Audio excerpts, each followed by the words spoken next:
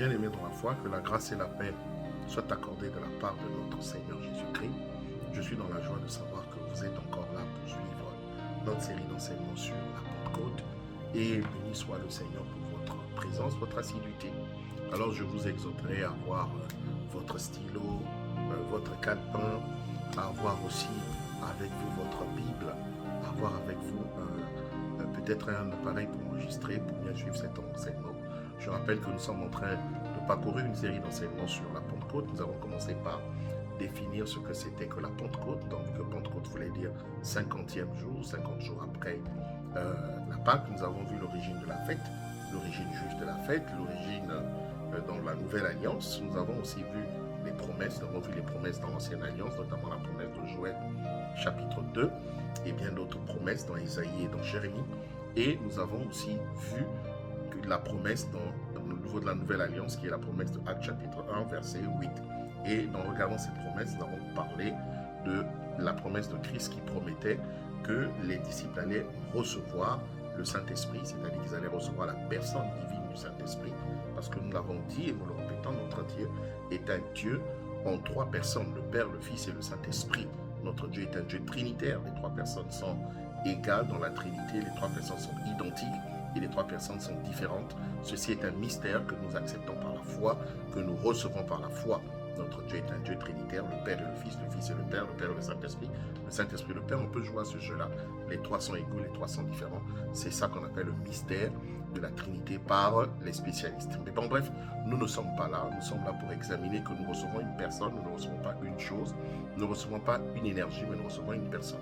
Et quand cette personne vient vivre en nous, cette personne nous rend capable d'un certain nombre de choses. Nous avons vu, pour ceux qui n'étaient pas là, je vous demande de vous rappeler ou bien de revoir les enseignements passés.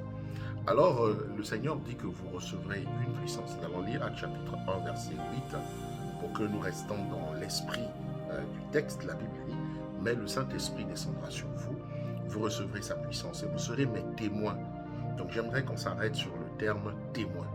Le terme témoin est un terme très puissant, est un terme très fort, et j'aimerais que vous gardez ce terme à l'esprit pendant que nous allons prendre les Écritures dans le livre des Actes des Apôtres, le chapitre 1er, Actes des Apôtres, chapitre 1er. Actes, chapitre 1er. Nous allons le lire. Amen. Alors, nous allons lire à partir du verset 13, si vous voulez. Quand ils furent arrivés, ils montèrent dans la chambre haute où ils se tenaient d'ordinaire. C'était Pierre, Jacques, Jean, André, Philippe, Thomas, Barthélemy, Matthieu, Jacques, fils d'Alphée, Simon les Zélotes et Jude, fils de Jacques. Tous d'un commun accord persévéraient dans la prière avec les femmes et Marie, mère de Jésus, et avec les frères de Jésus. En ces jours-là, Pierre se leva au milieu des frères. Le nombre des personnes réunies était d'environ 120, et il dit, « Hommes, frères, il fallait que s'accomplisse ce que le Saint-Esprit, dans l'Écriture, a annoncé d'avance par la bouche de David au sujet de Judas, qui a été le guide de ceux qui ont saisi Jésus.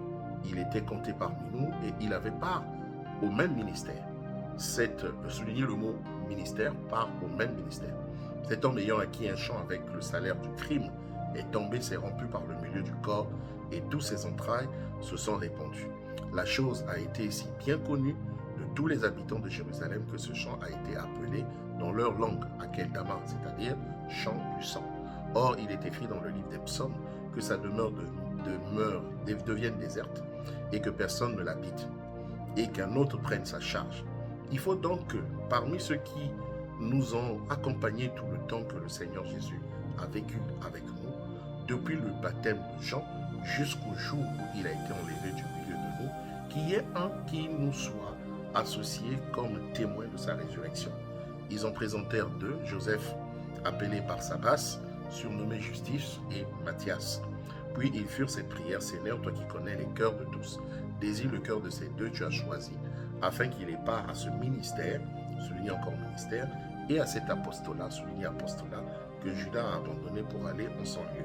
Ils tirèrent au sort, et le sort tomba sur Matthias, qui fut associé aux 11. Donc, voilà ici quelque chose qui se passe. Judas est mort, Judas s'est suicidé après avoir vendu le Seigneur pour 30 pièces d'argent. Et les disciples, non, les apôtres qu'il avait choisis pour être tout le temps avec lui, comme le dit la parole, ne sont que 11 au lieu de 12. Or, il fallait que quelqu'un remplace cet apôtre déchu qui était Judas, ce fils du diable, qui est allé trahir le Seigneur. Et donc, il dit qu'il faut que quelqu'un nous soit associé comme apôtre du Seigneur pour prendre part à ce ministère. Lorsque la promesse de Jésus dans Actes chapitre 1 promettait que nous allons recevoir une personne, le Saint-Esprit, le Saint-Esprit va nous donner une puissance, il va nous rendre capables, il va nous donner des capacités surnaturelles, il va nous donner des capacités aussi naturelles, il va développer en nous les dons.